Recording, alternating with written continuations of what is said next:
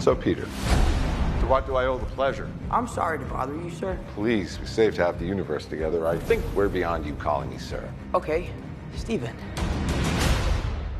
That feels weird, but I'll allow it. When Mysterio revealed my identity, my entire life got screwed up. I was wondering if maybe you could make it so that he never did. I was in my bed in Kingston, which is now my brother's bed. I had played golf with my dad. I'd lost. I went upstairs. I was very upset because I'd lost. And I was obviously, at the time, very nervous to find out and anxious to find out whether I was going to be Spider-Man or not. So I was scrolling through Instagram constantly, refreshing the feeds, trying to find information or inside information. But Marvel had posted a photo of Spider-Man. And they essentially said, go to our website to find out who the next Spider-Man is. So I'm like, naturally, really disappointed, though, because... You didn't get a call. Yeah, I didn't get a call, so I'd assumed that I hadn't got the job. Right. I went to the website. I didn't even think about that. And I just was like, I'm going to just check, just in case. Yeah. Right. And I was really upset about it, obviously. I opened the thing, and it said, we are proud to announce that our new Spider-Man is from Southwest London, is Tom Holland. I was like, what the... Slam the computer down, freak out. Cut to. I'm like running Next around movie. the house, and I'm like screaming. My brother's like losing their minds because, you know, they're all part of the process with me. That is so sweet. That's And then amazing. Harry, rightly so, said, like, bro, like, they've probably been hacked because there's no way they wouldn't call you. Leave it to Harry to be like, Yeah, I don't believe it. That makes sense, right? There's no way you. So I called my agents. This was very early in LA. Like, it was in the morning. They were up. They were like, we've heard the news. We're trying to figure out whether it's true or not. And then I was in my garden, pacing back and forth, kind of, you know, over the moon with the news, but also worried because I didn't know if the news was Right. real news. Right. And then I got a phone call from a +1 number, Right. 310. Kevin Feige called me, and he told me that I was going to be Spider-Man, and it was crazy. Love it. wow.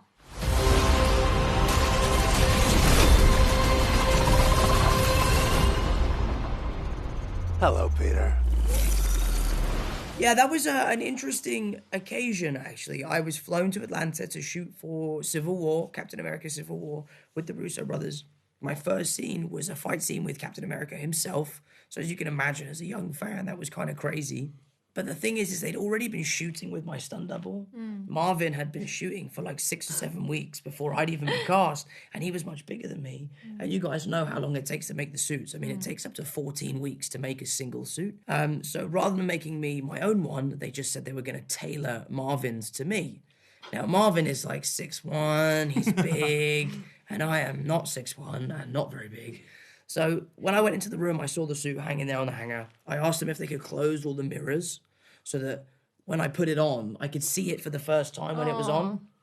So now I'm putting the muscle suit on, I'm putting the helmet on, I put my arms through the whole thing. And when they opened up the thing, it was like, it looked like a scrotum. Like it was like a saggy, gross, like foreskin Spider-Man suit. Because it wasn't tight at all, it was just like loose and gross. Not a scrotum suit. Not the scrotum. Yeah. Not the scrotum suit. I want Funko Pop to make Yes, a Spider-Man scrotum scrotum suit. Yeah, so that's what it was like, and it was very disappointing. But you know, now I've had many of my own suits that fit perfectly, and I'm very young.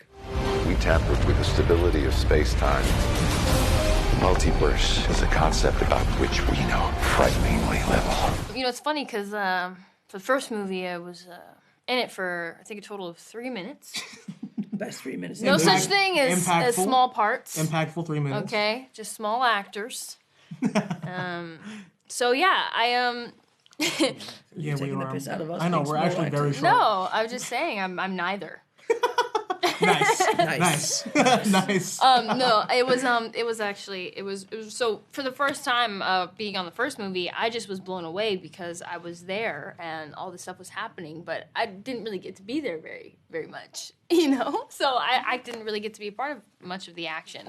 It was really, I think, yeah, I don't know. I never absorb it all. I think it wasn't even remember that one time we had to wake up at like the butt crack of dawn and go into London for the big Oh yeah, that's right. mysterious. Yeah. We're like Right. we were running outside of the freaking Tower of London Right.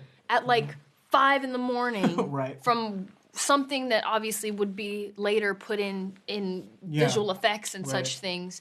And I was like, this is like the craziest thing I've ever done in my life. I'm with my friends. I am screaming and running from drones that aren't there yet. Right.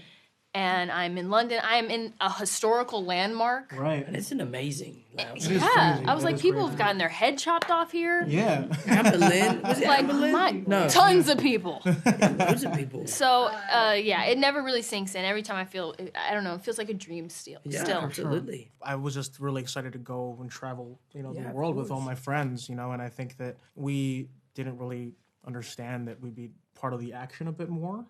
And I think for me, there was parts where we were running from like big explosions and things like that. So it was very much a lot of firsts for us. Again, I think the whole idea, just remembering all the things we did and like trying to wrap my mind around traveling the world and doing all these things with all these fun people, I think that it really opened up my world in a sense that like I was very closed and very much not really worldly. So really getting to work in Prague and in Venice was like in the most beautiful places. I was really fortunate to be there. It was like a really big European vacation, as it were. So, As it were.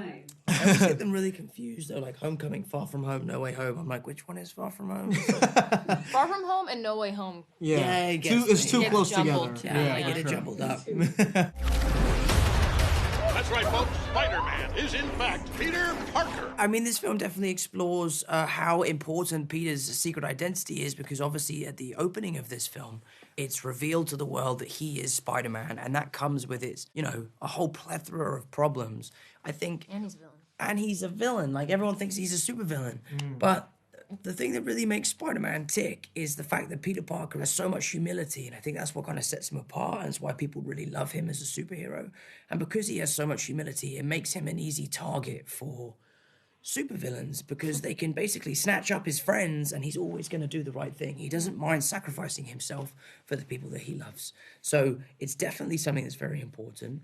I know that when they told us that they were going to reveal it, that all of our reactions were like, don't do that. That's a terrible idea. Please don't do that. All of our stories are going to change. But in turn, it was a great idea because it gave us so much creative freedom to kind of find new aspects of these characters that we already know and love. So as a creative standpoint, from a creative point of view, it was really helpful. The problem is you trying to live two different lives. The longer you do it, the more dangerous it becomes. Eyes on me. Because both of you, I felt both of you. Yeah. Okay, so some of the greatest moments I cannot talk about for obvious reasons. So my second, third, and fourth greatest moments I will have to pick from. To watch, my favorite one of these movies, and I feel like I'm not biased because I'm not in it very much, is Homecoming. I just love being able to see like little us, yeah, and see, Peter. What's special about that movie to me is that it's like it really gets to explore Peter just as a kid. Peter Parker, we often forget, is just a teenager, and I think that's the most teenagery we've seen him ever. So that was special. And the scene of you guys in the car with Michael Keaton is one of my favorite scenes of all time. And then I would say my favorite one to shoot, other than, secrets. would be things I can talk about. I just think anything where we can do stunts together. Yeah, it's always really fun. Anything where we can do a scene together. I try to be the mom of the group. I try to hold us together and keep us focused. But what can I say? My first scene with RDJ in Civil War will forever be something I'm so proud of, because I just remember how nervous I was that day.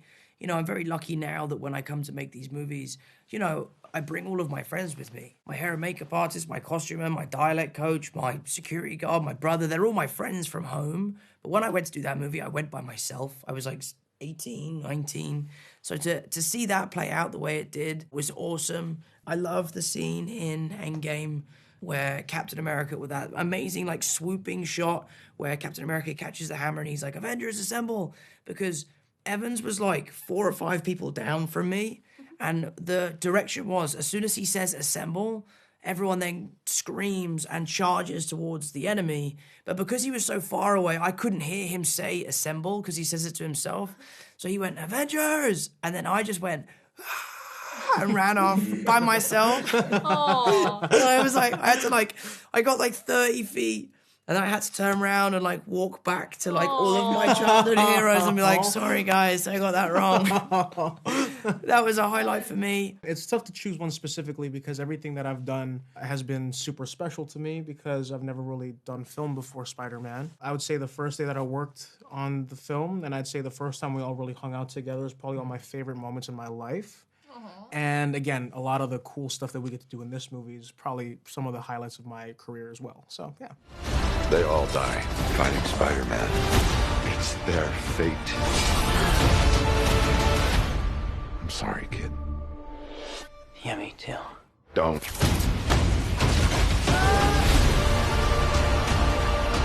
It really did feel like the trilogy was ending. You know, the last day of shooting for us was incredibly emotional, and I think, you know, we all went into this film kind of unsure as to what the future of Spider-Man looks like.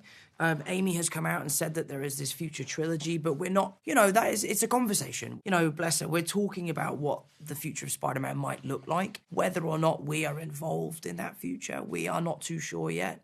I think I speak for all of us as saying it'd be pretty cool. Yeah. But maybe we should take a little break. Who knows? But I do know that on that day, it was very emotional. John was very emotional. Amy was very emotional. And it was fun. It was an amazing day, and I will never forget it. Look, there has to be another way. There isn't. They're a danger to our universe. You're not gonna take this away from me. Peter, you're struggling to have everything you want while the world tries to make you choose.